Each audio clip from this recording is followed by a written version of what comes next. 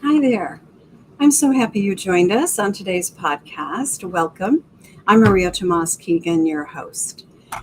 And there are a couple of things that I am pretty passionate about when it comes to serving professional women.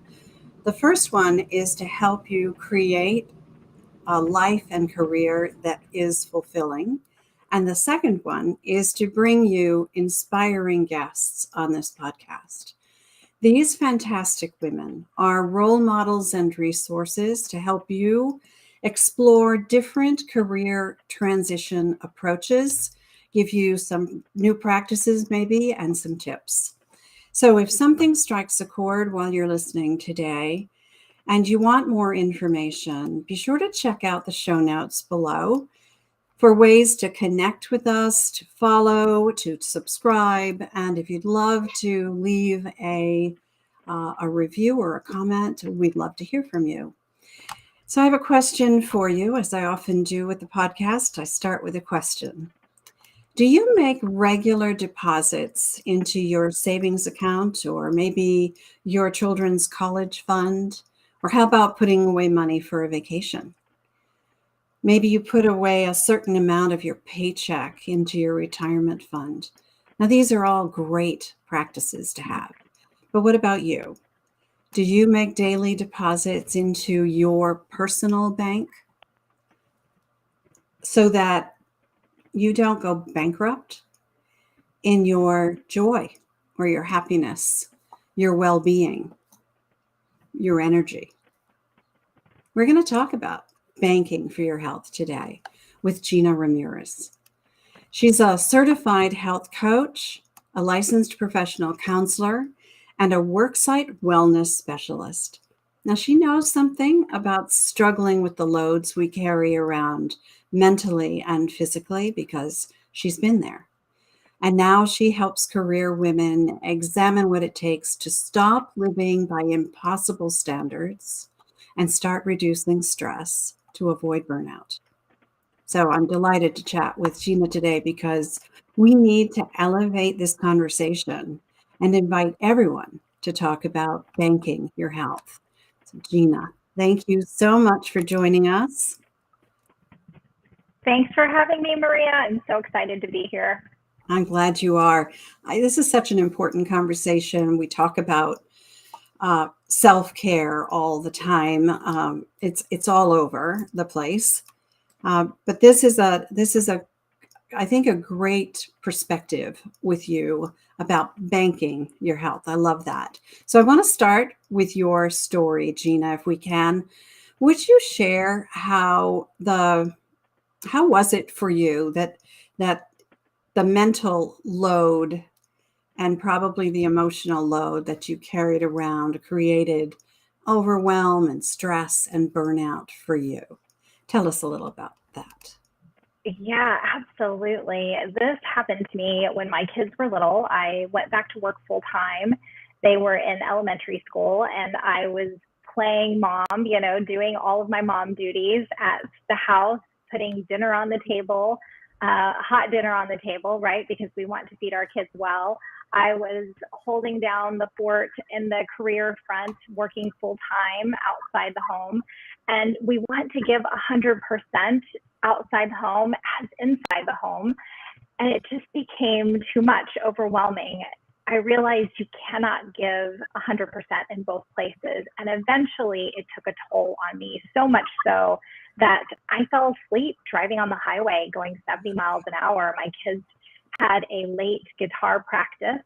And it was to the point where I was so exhausted that I would tell them, just go into your lesson, kids. I'm going to sit in the car and take a nap. No matter how much sleep I got, I was never fully rested. And it became really apparent that there was a problem. When you fall asleep driving on the highway, there's a problem. Fortunately, another car honked at me and I, was startled awake and nobody was injured, but it was a definite wake-up call.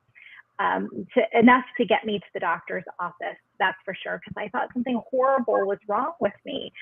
Another piece of that puzzle was that my hair was falling out, and I have a lot of hair. there were bald spots in the back of my head the size of quarters, and I didn't even know it. I had my hair pulled up one day, and my husband, was looking at the back of my head saying, "Oh my gosh, your hair's falling out like in clumps." You would think that I would notice and realize over time that things were going south, right? I finally went to the doctor's office, and you're in your primary care physician's office for about 15 minutes max, right? They're there to alleviate the symptoms. I don't think they necessarily dig deep. They don't have time to dig deep. So, they do what they can with the time allotted. And so I got steroid cream for my head to help my hair grow back. Not once did he ask, "How's your life? What's going on? Tell me a little bit more." It was just, "Here's some medication and hopefully it'll get better." So yeah, big wake up call. And I feel like that's exactly what happens to us, right? That we have these little inklings that something's not right. And over time, your body starts to tell you, okay, you need to slow down. And if you don't, I'm going to do it for you. That's so true. And what a terrible wake up call. But thankfully there was no one injured, and somebody beeped at you, noticed what was going on, your erratic driving or whatever, and you woke up. I can only imagine what that must feel like. Let's talk about this and the comment about the doctors and the offices in 15 minutes. That's another whole podcast. But tell me a little bit about the emotional ride this took you on. We relate to stories emotionally. So I want just, if you don't mind, can we dig in a little bit about what were the emotions you struggled with as you were starting to deal with this overwhelm and stress and on the verge of burnout? I think that, as women, like I said, we take on so much because for most of us, if you have a full-time job, you come home to your second shift. And that's all the things that are happening at home. And so we just go from one to the other without taking any kind of break. And I remember looking around at my other, female coworkers thinking, well, they're doing it. Like, why am I having such a hard time with trying to figure this out? Like, why am I under so much stress? And why is this not working out for me? Like, it seems so easy for them. And we get into this whole comparison, which we know comparison is the thief of all joy. So there's nobody to compare to. And I know now that most everybody is feeling the same way, and they're just not sharing it. There's so much anxiety to perform, I feel like, not only again in your career, but also at home. So the anxiety level is pretty high. And if you consider women in their, late 30s into their 50s, there's also this hormonal shift happening as well that's creating some of that anxiety. So there's so much going on physically with us during that age. And then to top off all of the psychosocial things that are happening with the career and the family and, all the outside stuff. But yeah, emotionally, it's just feeling like you're never good enough, like you can't measure up. And that anxiety that doesn't go away. Yeah. You're so right about that. When things start to fall apart and we feel out of control, isn't it odd that we look around us and we look at other women who apparently are doing it so much better than we are. What we don't realize is that they have their own story, and they're probably living behind a mask just as you were. Absolutely. For outward appearance sake, right? And they're struggling themselves. So absolutely. And I think we take a lot of pride in that as women too. We take a lot of pride in, hey, our kids are clean and the house looks great and everybody's fed. So it's also a pride issue. We wear it like a badge of honor. And that, unfortunately, it can be our downfall. So you told us about the hair falling out. Were there any other physical symptoms that manifested as a result of what you went through? Well, I also said I had some nutritional deficiencies going on as well. I've been a plant-based eater for a lot of years, and I was doing all the things that I thought were healthy, getting up really early in the morning to work out because I thought that that was, helping me, when in fact the workouts that I was choosing were actually creating more stress on the body, more cortisol, leading to me not sleeping well, me always feeling like I was exhausted. So the things that we think are helping us sometimes are actually hurting us in these areas. So physically, I wasn't doing well and I didn't know it. I didn't know what to do. We often listen to what everybody else is saying and doing about, the kind of exercise routine we should be doing for our bodies to be healthy, right? Be healthy.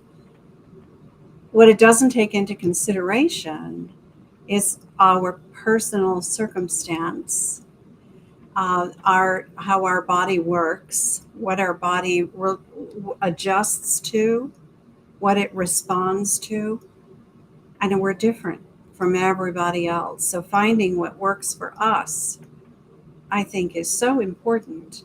And that just takes some research and some trial and error. So tell me a little bit about how this whole situation affected the rest of your life, maybe your career, your relationships. What happened in regard to those? Well, giving 100% in both places doesn't work. It's I'm here to tell you. Yeah. It's impossible. It's Impossible. impossible. So, I think a lot of times we want to maybe climb the corporate ladder, or in whatever job that you're in, you're trying to get to the next level. And I had to really take a step back and decide, what do I want here? What's worth it to me? Where are my values, and where am I putting those daily deposits in that are going to make a difference for me? And again, just like you said with the health, everybody's different. Everybody's values are different. And for me, I realized I don't want a high stress, job where I'm go, go, go all the time, or I'm in charge of have a lot of responsibility. My family life is more important. My stress level needed to come down because my adrenals were shot at that point. My relationship, my partner is important to me. We can't both have very high stress, high level jobs where we're needed, right? Or else, again, something has to give. What are you willing to sacrifice there?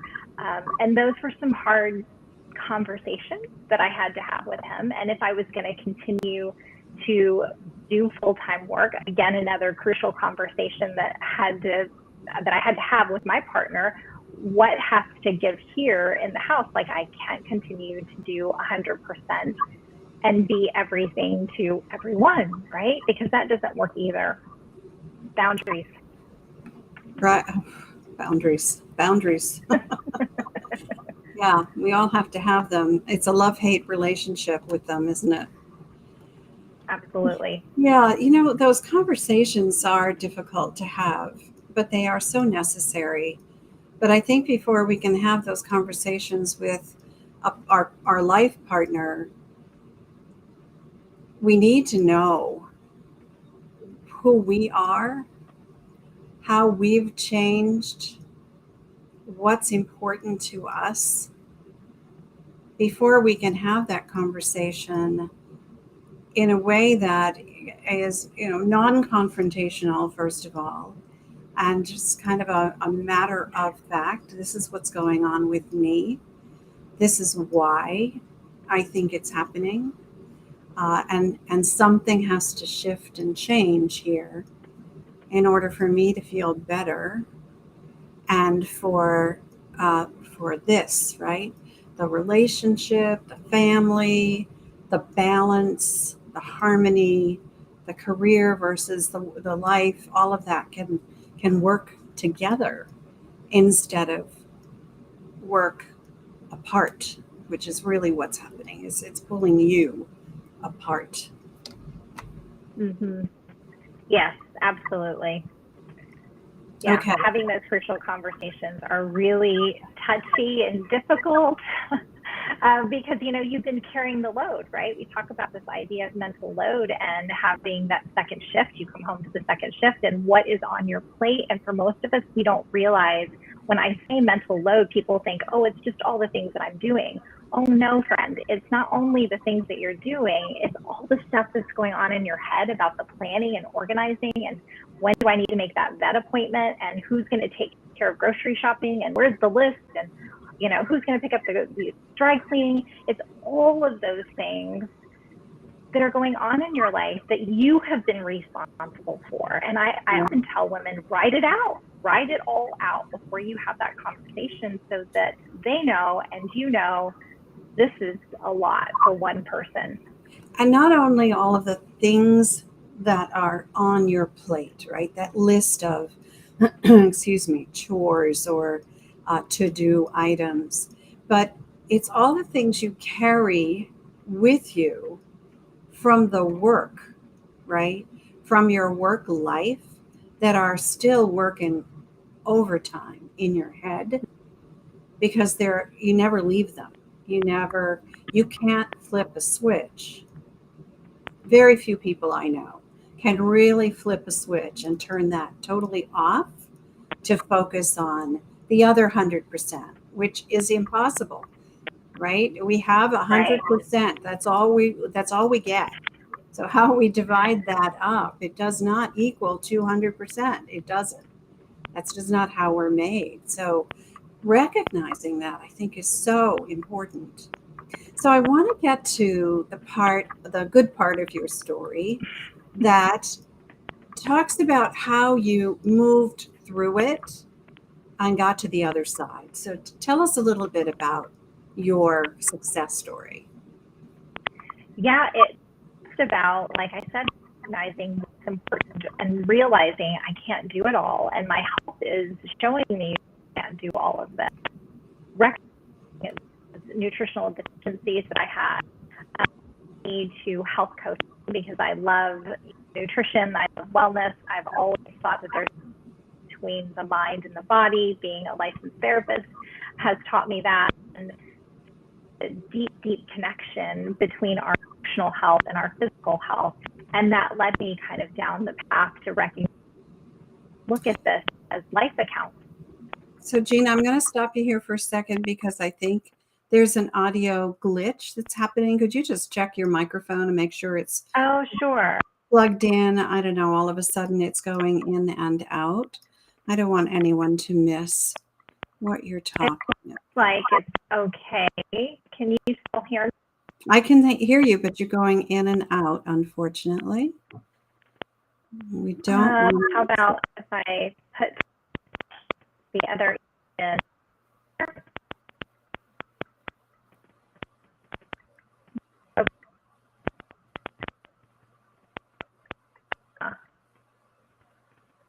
Or I could actually remove them all together.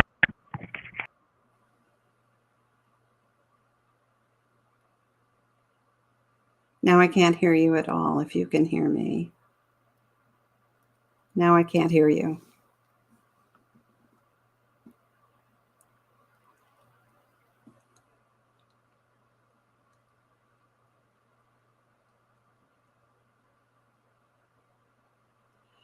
Now I can't hear you at all.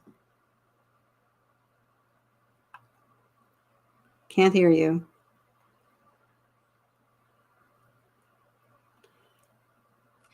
Sorry for the technical glitch here. For those of you who are watching, please be patient with us while we try to get Gina back on.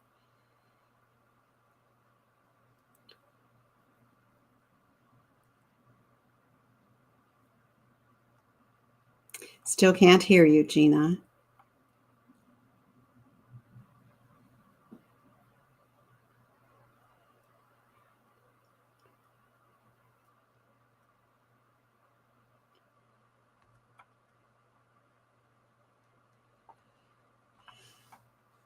So something changed with your video, but I still can't hear you. Can you hear me? I can hear you. Can you Okay. hear me? Now I can hear you. Okay. All right. Let's give this a shot. Okay. So we were going to talk about how you got through to the other side. Yeah, so I was talking about recognizing that I had some of those nutritional deficiencies, got that taken care of, and realized the deep connection between the mind and the body. Being a licensed therapist and knowing from, patients that and clients that it is so connected. What we put in our body, our thoughts, everything is interconnected, and so we can't take these apart and look at them separately. It really does have to be a holistic approach. And so I needed to do that myself, right? To figure out exactly where is the disconnect for me here.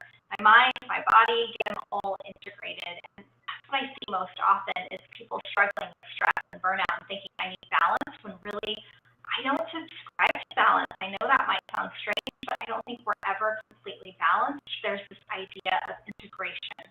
How do we integrate what we've got for it to make sense for me? And having those crucial conversations is what I needed to do. And recognizing I have all these pieces of my life, whether that's mental, physical, social, spiritual, career.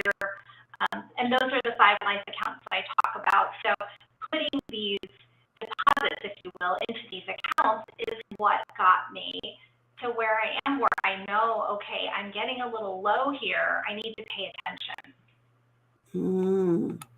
I love that, having 5 life accounts. So tell me what they are again.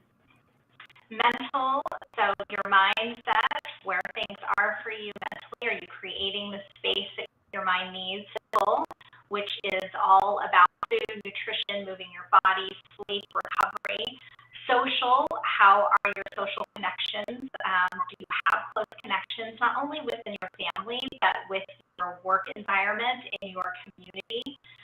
Spiritually, are you connected to something that's grounding you? I don't mean religion necessarily, but what is grounding you in the chaos that is our lives? And then in your career, how are you moving forward? How are you advancing? And what is your work life like? Are you miserable?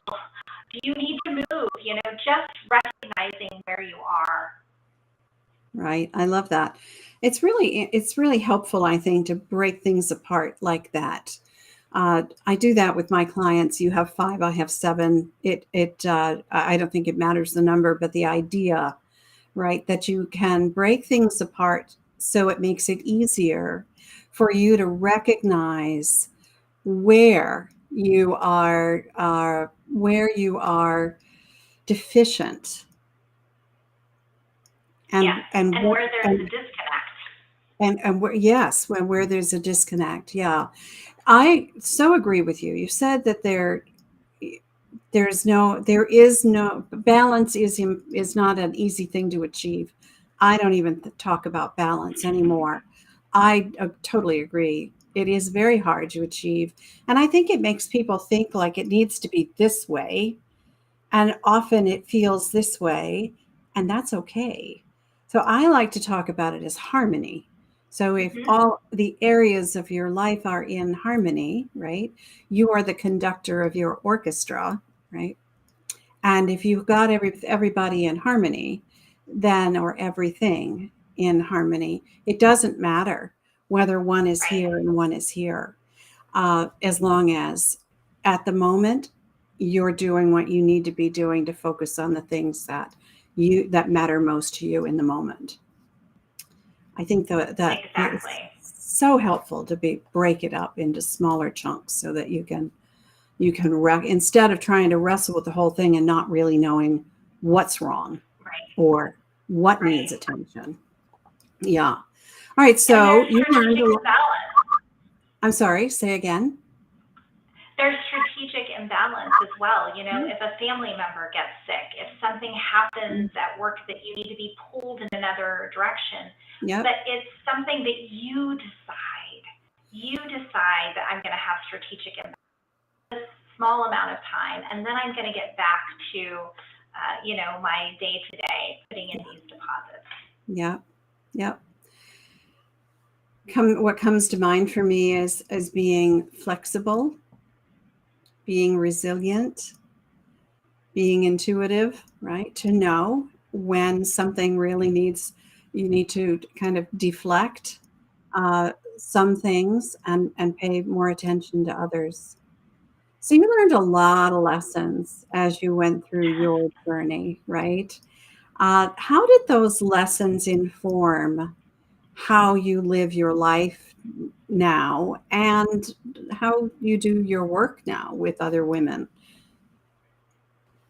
Yeah, I think it comes back to that idea of intentionality, of living with intention and knowing full well what your values, your purpose is. Are you living into those values and purpose? Are you feeling like you're contributing and making a difference in the world, in what you're doing? Because I think that adds so much value to, your well-being as well. If you're thinking about all of the places that you add value, we all have a gift. And so we need to be using that not only in our careers, but in our home life too.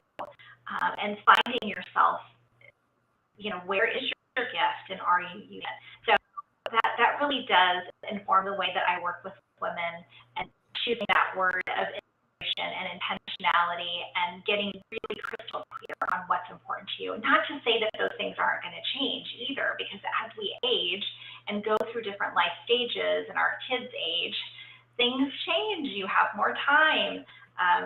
Things look different in your life. And so you will also begin to evolve and change. And that's a good thing. Oh, that is such a good thing. It is such a good thing. So long as we're learning the lessons along the way, right, and applying them, you use the word integrating them into your life, so it works for you, right? So I think the work I do with women, I find a lot of women, what they're doing isn't working for them yet. They're doing it and they continue to do it because that's what's expected of them. So they're living by compromising their own values, living up to other people's expectations. And I think that's the way it needs to be. And if you really examine who you are and what it is you want, it's not the way it needs to be. You have choices. You have choices and options to explore. So I love that. I love the way you came to the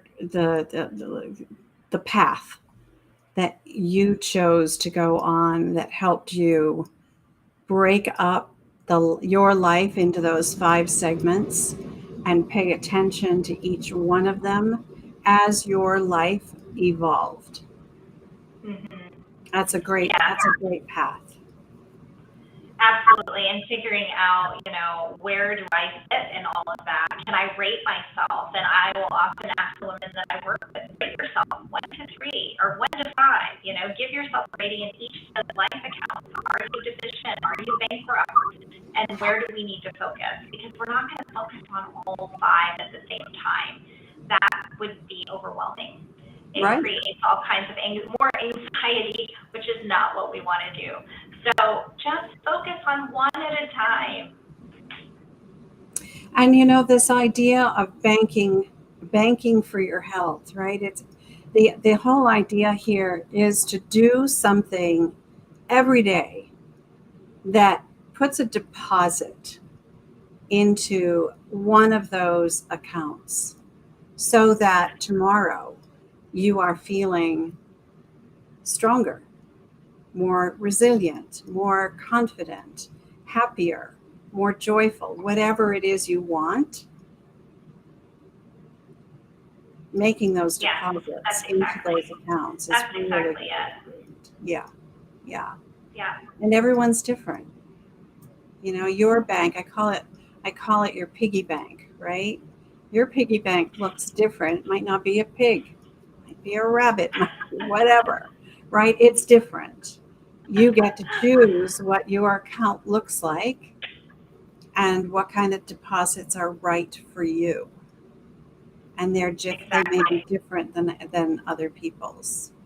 So this whole idea Yes. of comparison is it's a bad thing to do. It's not, it No, doesn't it's serve us. so true. And you can do one activity. One activity could put a deposit in each account. I had Yeah. one gal who it was during COVID time, and so she was working from home, super stressed out. The kids were home because COVID time, right? Her spouse was home working from home, so everybody was home, and it was chaotic. But she made a point to close up the laptop, go for a walk outside. So she was giving herself that mental break, getting outside physically, into nature with her family, so socially connected. Spiritually, she felt like she was connected by being outside in nature and taking a break from all the chaos of work. So putting it that one activity puts a deposit in each of these accounts. Right. Right. Figuring out what that is for you Yeah. is so important. All right. Well, we end every episode with tips from my guest. That's why we call the show Tips for the Transition, the Career Roadmap. So I would love for you to share your first tip with us, if you would, Gina. Yes, well, my first tip is to stop being alone, get into community, because I feel like we so often, again, compare and think, why are they doing it better than me? Or why is this not working out for me the way it should? And we're just looking at everybody else in silence. We never speak out. We never ask for help. And so I say get in community. And if you don't have a community, join my forum for professional women. We've got a community on Facebook. Oh, that's great. That's great. And so, you know, we're not we're not born into this world to do it alone. We don't come into it alone, hopefully, and we shouldn't be trying to do it alone. It's harder. It's harder to do it Absolutely. alone. Yeah. So make it easier on yourself, right? I love that. Absolutely. Yeah. No lone wolf stuff going on here. That's a great first tip. I love it. What's your second one? My second tip is to recognize what's going into your mind and your body. So keep track of what the input is, whether that is self-talk, whether that's food, whether that's the people that you allow into your life. Because again, like I said at the very beginning, this is all connected, the mind, body, behavior piece. So what I'm thinking is going to affect my physiology and how I feel, which in turn is going to affect my behavior. And same with food, what I'm putting in my body is going to affect how the output of, everything that I'm thinking and doing. You know, I love that. Keep track. I think keeping track, if you're not used to doing that, a really good way of doing that is writing it all down. So not only what are you putting in your body, right? What are you eating each time you have a meal or a snack, and just being aware, right?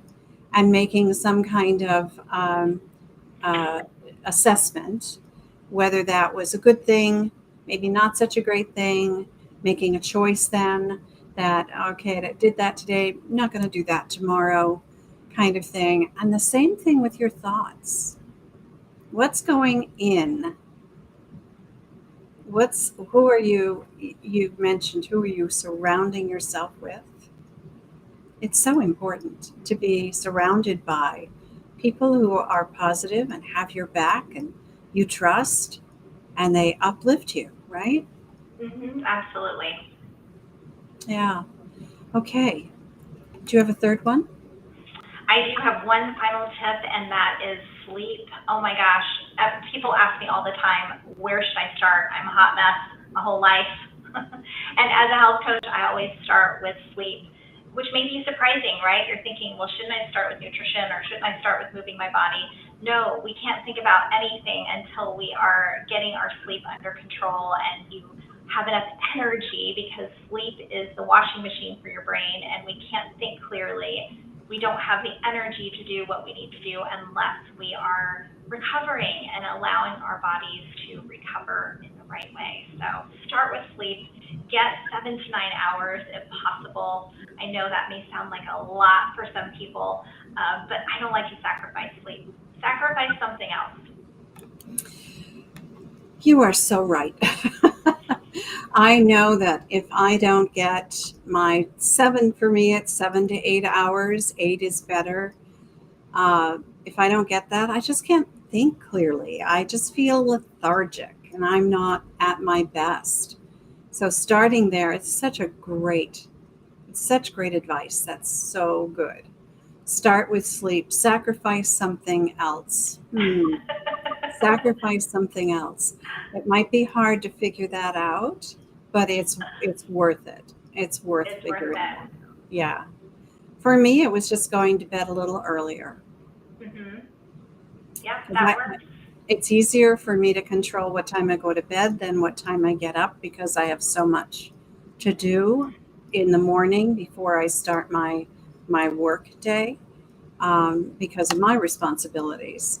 So it's easier for me to just, so I decided to go to bed a half hour earlier, and that made a big difference for me. Yeah, so yeah, that's awesome. Don't sacrifice your sleep. Love that. Gina, thank you so much. I really appreciate your being here. Sorry we had that little voice or audio glitch in the middle there for a minute or two. But this is such an important subject, I think, for people to just explore for themselves. So I am sure there are going to be people who are listening and watching who want to reach out to you directly. Can you share with us the very best way for them to do that? That would be my website, wellnesswithgina.com. Yes.